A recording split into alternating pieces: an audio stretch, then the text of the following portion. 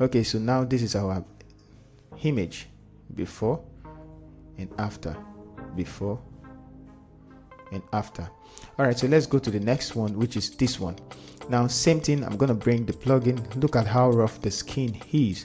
Let's see what the plugin can do.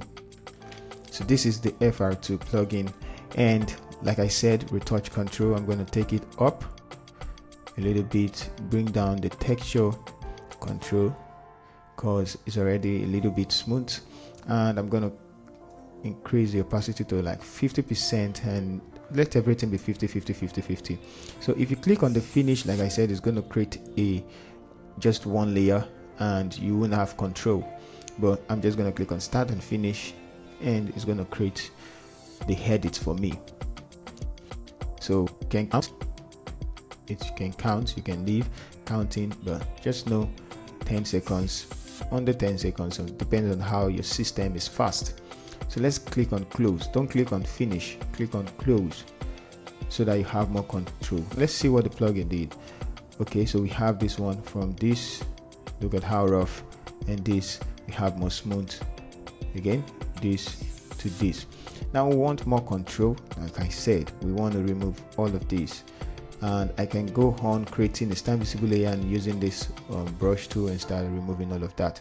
But if you still want more control to make smoother transition, you know where to go. Just the surface retouch, click on the surface blur, and here we go. And like I said, if you want smoother transition, you take it up, it's going to create a transition. You want more harsh edge, show the dodge and bone like this, you're going to bring it backward. So at times when you take it up, it shows more of the mesh, and when I take it backwards, it shows more smoother skin. Okay, so I'm just going to find a sweet spot for it and then mess around with the threshold. So the threshold, you can see how smooth it's looking. Let's take it up again and see the result. So it's looking smooth, very smooth like this. And let's have a smoother transition with, or bring it downwards. Okay, I would say I like it like this. Let's just go with this, and I'll click OK. And now I can go ahead, create a stamp visible layer. No, let's create a mask. First of all, click on the first retouch and just create a mask, and then invert the mask, Control I. I'm going to brush where I need it. Of course I need it everywhere, so just invert the mask back, and then I'm going to remove it from the lips. Make sure the foreground color is black and paint over the lips because I don't want it there. Paint over the eyelash, the tip of the nose. No, I don't think we need it there, and this other eyelash, and this one like that. Okay, so now if you come here, you're going to notice that this nose is actually not dictated, and that's because the mask is not covering those areas. So you can take on the white brush and you can paint on it, and you can see that it's in spaces. Okay, so we have that dictated, and that's looking good for me. I'm going to come up on the other mask, just apply it to the edge of the lips like that, and even the nose, tip of the nose like this. All right, so we are good. Now I'm just going to create stamp visible layer, go to Shift and E, and just tidy up a little like this, and you can take your time.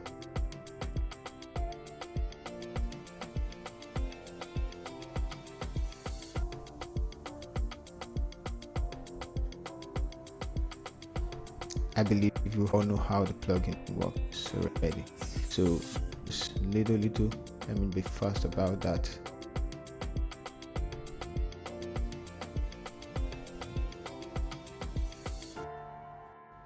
Meanwhile, this is the clone, not the clone stamp tool, spot healing to brush.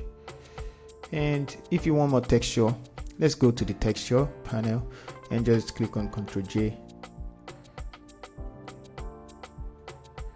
Yeah, so First of all, it's actually not applying right now. That's because we can apply, duplicate the dodge and burn, Ctrl J as well. Okay, but that's when we don't have these marks in there.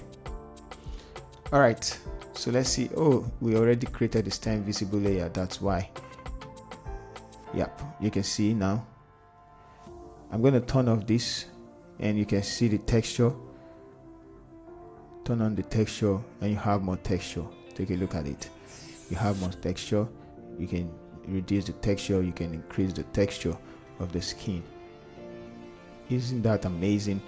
And it's going to bring back all this, but don't worry about that. You can mask it out, and that's going to be the advanced way of applying this plugin. And you can mask all of the places you don't want to see it. So I'm just going to take a brush and just remove it from the place I don't want it to be pronounced, like all of those places like that. Yep, so it won't have to bring back all of that. So that's how it works.